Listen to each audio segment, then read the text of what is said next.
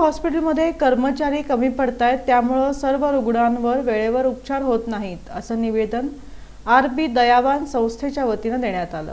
Civil हॉस्पिटलमध्ये कर्मचाऱ्यांची भरती न केल्यास थाळीनाद आंदोलन करण्यात येईल, असा इशारा आर.बी. दयावान बहुउद्देशीय सामाजिक संस्थेच्या वतीने देण्यात आला।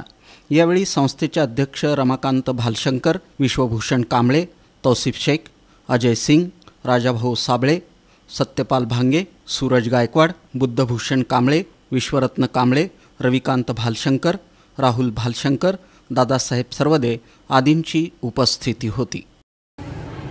कोरोनाचा वाढता प्रादुर्भाव पाहता सोलापूर शहरामध्ये कोरोनाचे पेशंट हे जास्तीत जास्त वाढलेले आहेत व सिव्हिल हॉस्पिटल पूर्णपणे भरलेलं आहे। तर कित्येक लोकांचे बळी गेलेले आहेत कोरोनामुळे व तसेच सिव्हिल हॉस्पिटलमध्ये डॉक्टर व सफाई कर्मचारी यांना कोरोनाची लागण झाली असल्यामुळे सिव्हिलमध्ये डॉक्टर व सफाई कर्मचारी कमी पडत आहेत। या अगोदरही देखील जिल्हाधिकारी आणि आयुक्त साहेबांना आम्ही निवेदन दिलेलं आहे, त्याच्यावर कुठली कारवाई झालेली नाही।